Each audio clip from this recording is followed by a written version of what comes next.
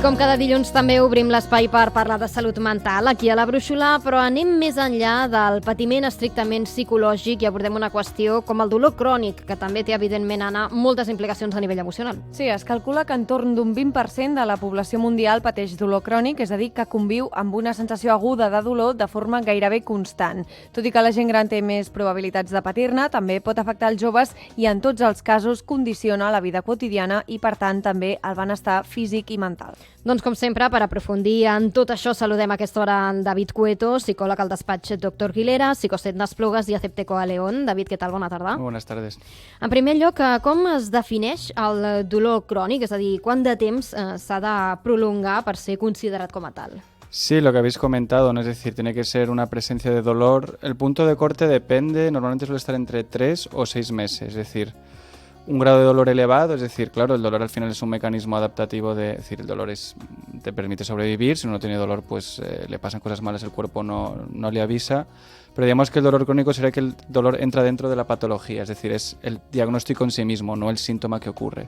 Entonces el dolor crónico es un problema que con el envejecimiento de la población yo creo que esto ¿no? cada vez será más relevante y genera un montón de problemas asociados, ¿no? Pues ya sea pérdidas puramente económicas de bajas laborales, problemas de salud mental graves, ¿no? Suele ir acompañado siempre con depresión, ansiedad. Entonces, en salud mental a lo mejor, aunque no, por ejemplo, ¿no? Sé que hay unidades de dolor en muchos hospitales y centros clínicos, pero es una demanda que nosotros nos encontramos que genera una gran, digamos, perturbación en la vida de la persona.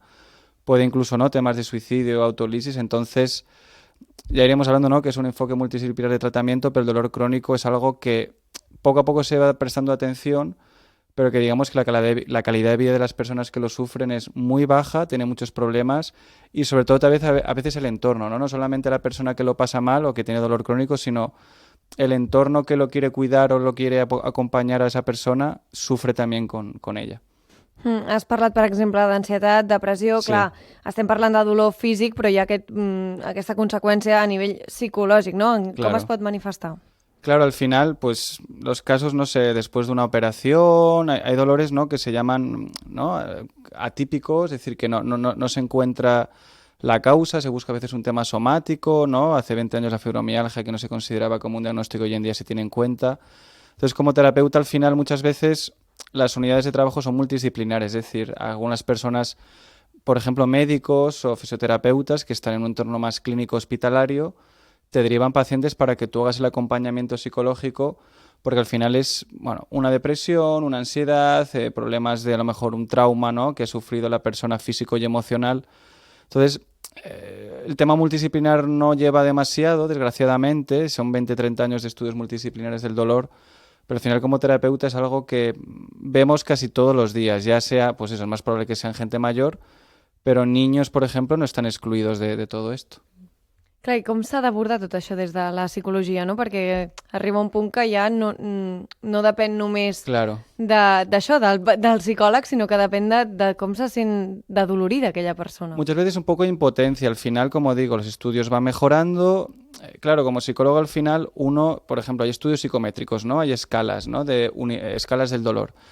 Hay un componente altamente subjetivo, es decir, depende de la persona, del contexto, de la situación, entonces ya tenemos el primer problema que es el tema subjetivo. Y luego la intervención, que uno como psicólogo, aunque haga, digamos, la mejor terapia posible de acompañamiento, si el tema más médico no va de la mano, uno, pues como digo, ¿no? La impotencia es una sensación muy común en ese tipo de intervenciones. Entonces, hay teorías psicológicas, ¿no? Por ejemplo, el tema de la predicción de la recompensa, ¿no? De que el cerebro al final, hay una frase que puede explicarlo, que el cerebro sería algo así como que es mejor prediciendo que entendiendo, ¿no? Entonces el cerebro lo que quiere es predecir, entonces el dolor al final es como que el cerebro aprende a tener dolor y a predecir que va a tener dolor, entonces hay que romper como ese bucle de retroalimentación, pero como digo, si no hay un acompañamiento, es decir, si no hay una buena medicación, no hay un buen acompañamiento médico, pruebas que se van, digamos, midiendo de manera más objetiva posible, la terapia como que queda en nada si no hay alrededor un equipo multidisciplinar que lo trate. Clar, m'ha fet especial interès a una frase que deies, els nens no estan exclosos. Claro, al final se suele asociar, como digo, ¿no? El envejecimiento provoca, bueno, entre comillas, ¿no? El cuerpo va teniendo cada vez más problemas físicos, pero el tema de los niños es delicado porque, claro, los niños, insisto,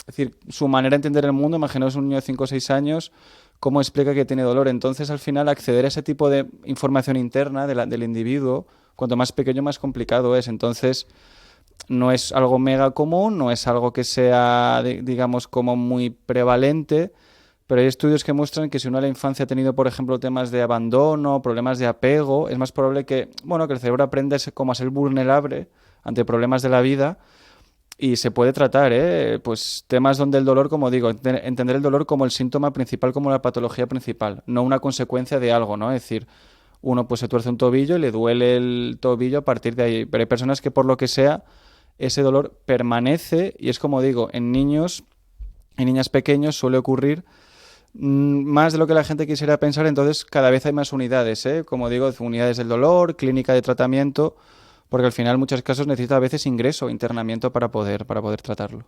Clar, perquè o sigui, hi ha raons per les quals es produeix aquest dolor més Sí. enllà d'un diagnòstic, és a dir, jo pateixo una malaltia i per tant tinc un dolor, o m'he trencat la cama i em fa mal, sinó que hi ha tota una explicació Claro, més enllà. esta frase de...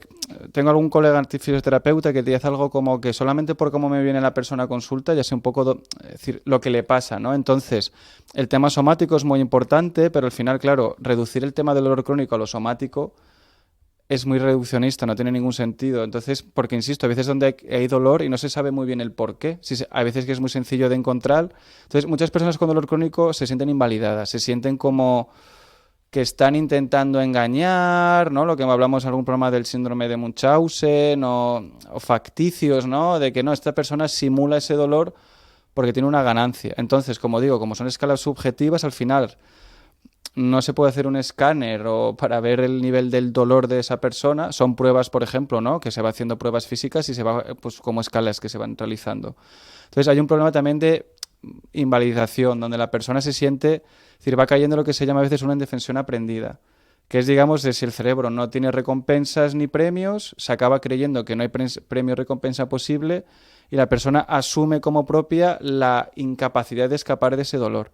Entonces, por eso a veces la terapia hay que empezar en donde la persona hay que enseñarle a funcionar fuera del dolor, ¿no? Una pregunta que se suele hacer por protocolo es ¿qué te ocurre o qué haces cuando no sientes dolor? Y hay personas que se sienten un poco perplejas porque ya, digamos que por defecto, ya su cuerpo computa que todo es dolor y que viven en contra de un dolor. Y te explican que se sienten un poco perplejas porque no entienden qué hacer o no saben muy bien qué hacer cuando no hay dolor, porque ya no tienen que luchar contra algo. Y como el dolor a veces es crónico, pero fluctuante, no significa que tengan el mismo grado de dolor siempre, és un tema a veces delicado i la veritat que és complicat i apassionant de tratar. Clar, hi ha un punt d'incomprensió molt gran. Sí. Parlaves ara des del punt de vista del pacient que rep aquesta incomprensió. Sí. Què hem de fer les persones de l'entorn? Al final lo que hemos hablado muchas veces es amor incondicional, intentar apoyar a esa persona lo máximo posible. Insisto en el tema de la predicción, ¿no? Hay una teoría psicológica que es la codificación predictiva, que es, al final la persona aprende lo que va, es decir, predice lo que tiene alrededor. Entonces, si la persona tiene un entorno, pues una red de apoyo estable, ¿no? Temas de la soledad. Con la soledad hay bastantes problemas para el dolor. Es decir, la soledad predice que haya problemas de dolor. Apoyar en la medida de lo posible, intentar no culpabilizar a esa persona también, porque mucha gente, claro, se siente como culpable por sentir dolor y ser incapaz de funcionar de manera, entre comillas, normal.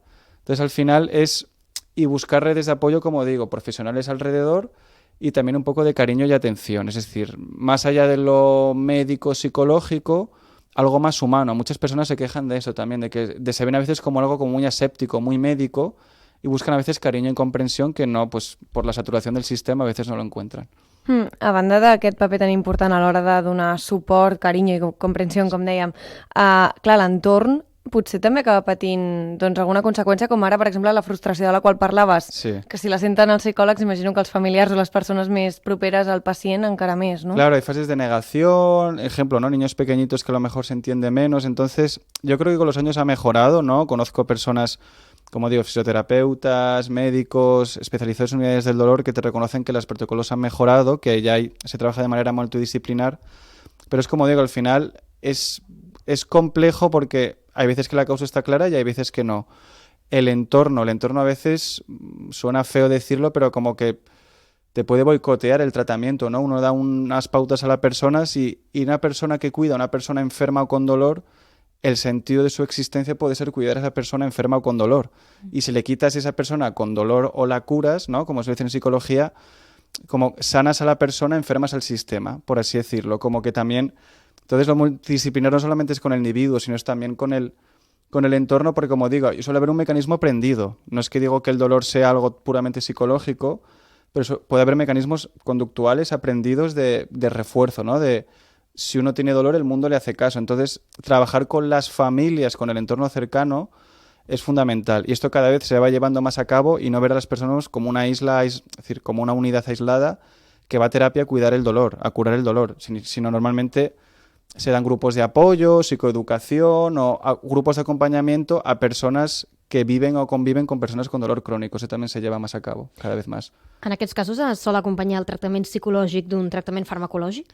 Claro, muchas veces yo tengo que colaborar con médicos, psiquiatras, es decir, el tema farmacológico es súper importante. De esto se habla mucho, por ejemplo, en Estados Unidos, ¿no? Esto del tema del fentanilo, que en Estados Unidos hay digamos que se dan opiáceos sintéticos, por ejemplo, a veces demasiado alegremente. Entonces, claro, ya automáticamente la persona aprende que si tiene un dolor, toma un medicamento que le calma ese dolor, pero como digo, un opiáceo sintético es extremadamente adictivo. Y hay veces donde el remedio es peor que la enfermedad, entonces el tema farmacológico normalmente es ineludible, pero tiene que estar muy bien supervisado, porque evidentemente la medicación calma el dolor, pero por sí misma no va a curar el dolor crónico. Las medicaciones analgésicas, por ejemplo, son bastante malas a la hora del tema del dolor crónico. Palian, o sea, ayudan un poco, pero a la larga el dolor crónico necesita una intervención más allá que un simple medicamento, y si es dolor crónico normalmente es que ya ha fallado todo lo medicamentoso, con lo qual, por això hay un equipo multidisciplinar de tractament. Ja per acabar, clar, això afecta a tots els àmbits de la vida d'una persona, penso també en l'àmbit laboral.